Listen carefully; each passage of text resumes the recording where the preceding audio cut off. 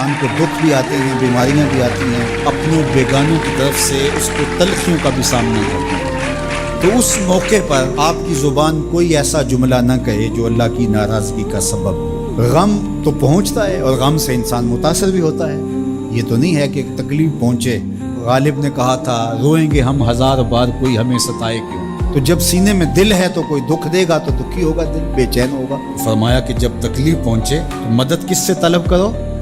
صبر سے، کہ اللہ مجھے توفیق صبر دے۔ روایت ہے کہ سلمان رضی اللہ تعالی عنہ حاضر ہوئے اور ان کے چہرے کے اوپر کوئی ایسے آثار تھے کہ جس طرح بہت بڑی پریشانی ہو، تو ان کو کہا کہ تمہارا جو دکھ ہے وہ اس کو کہو جو دکھ کا مداوع کر سکتا، غم اسے کہو جو غم خار ہو، جو غم خار ہی نہ ہو اسے غم کہنے کا فائدہ۔ بعض لوگ خام خواہ بے چین ہوتے کہ میں کو پوچھے تمہیں کیا ہے، چہرے کے اوپر جو ہے وہ خشونت سجائے، چہرے کے اوپر جو ہے وہ اداسی سجائے۔ آپ کو صدمہ پہنچے تو بعض کا ٹھیک ہے، انسان بے بس ہو جاتا ہے، اس کے چہرے بچھڑے سے اس کا ظہور بھی ہوتا ہے، لیکن کچھ ایسی چیزیں جو چھپائی جا سکتی ہیں اس کو چھپائیں۔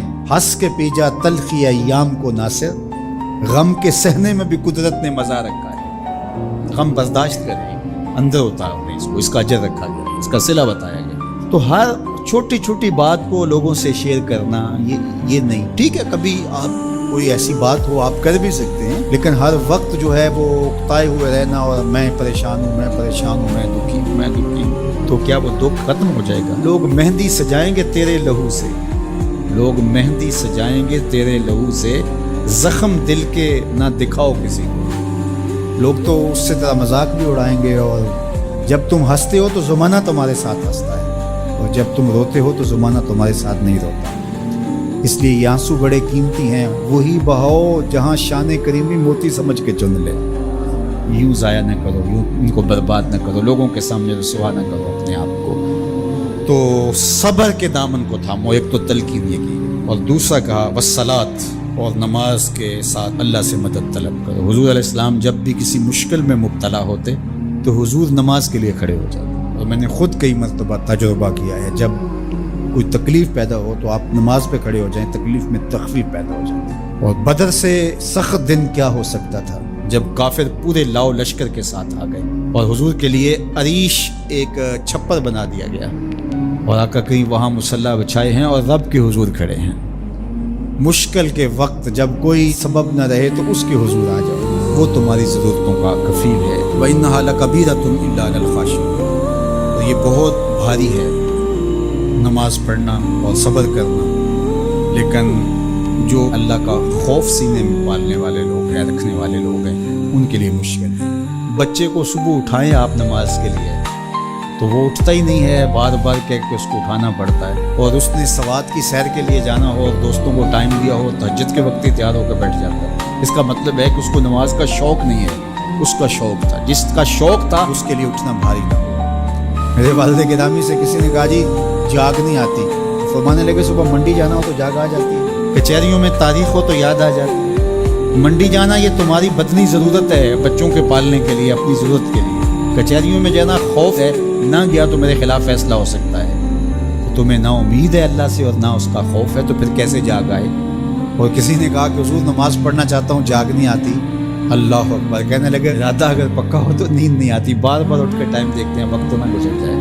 اللہ اکبر۔ تو فرمایا یہ بھاری ہے لیکن خاشعین کے لیے بھاری نہیں ہے، خشیت خدا سینے میں نہیں ہے، اللہ کا خوف سینے میں نہیں ہے، تو واقعی صبح کا اٹھنا بہت زیادہ بھاری ہے، بہت زیادہ مشکل ہے، لیکن جو خشیت والے ہیں ان کے لیے مشکل نہیں۔ یہ مان لیا کہ صبح کا اٹھنا، سحری کا اٹھنا نفس پہ شاک ہے، لیکن اگر کسی کی زندگی کی لذت اس میں رکھ دی گئی، اللہ اکبر، تو پھر اس کے لیے مشکل تو نہیں ہوگا۔ راہ خدا میں تکلیف اٹھانا مشکل صحیح، لیکن زندگی کا سرور اس میں رکھ دیا گیا۔ وہ مزہ دیا تڑپ نے، میری آرزو ہے یارب، میرے دونوں پہلوؤں میں حمزہ کا ایمان لانا کوئی معمولی واقعہ نہیں تھا۔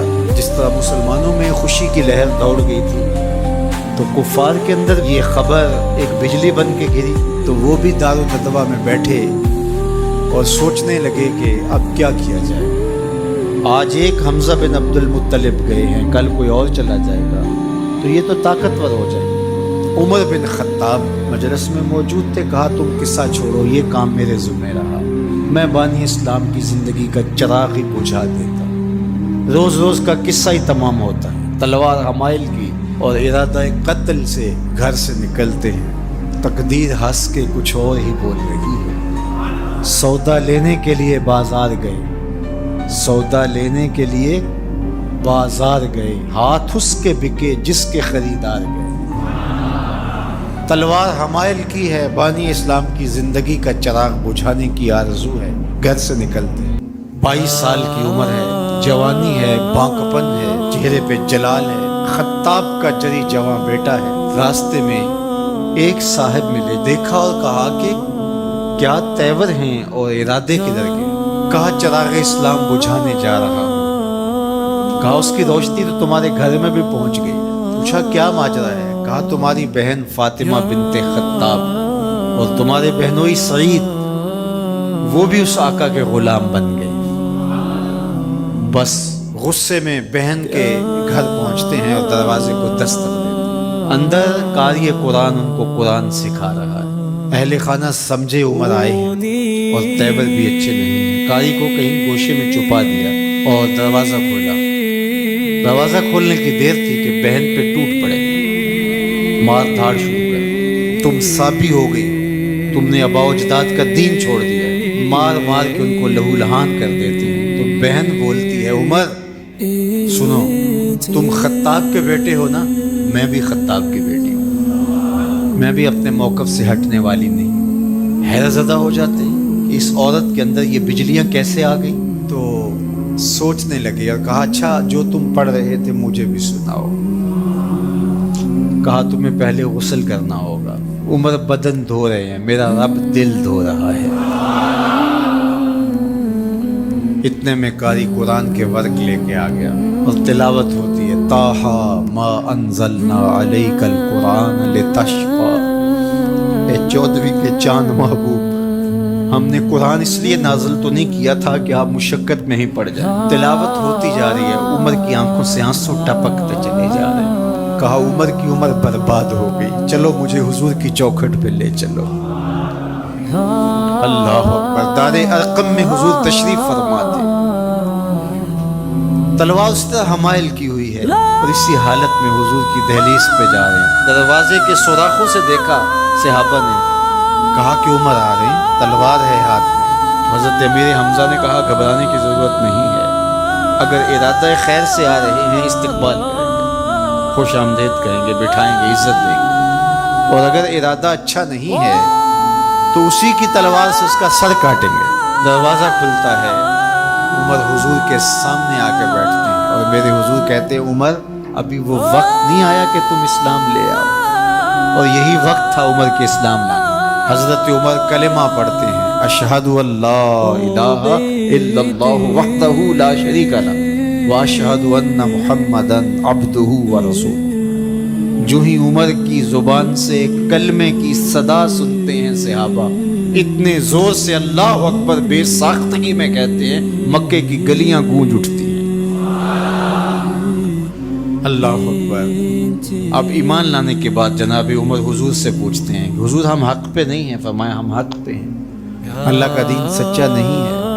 کہا اللہ کا دین سچا ہے. کہا کہ آپ اللہ کے سچے رسول ہیں. فرمایا ہاں میں اللہ کا سچا رسول ہوں. تو کہا پھر ہم چھپ کے نمازیں کیوں پڑھیں, ہمیں صحن حرم میں جانا ہوگا.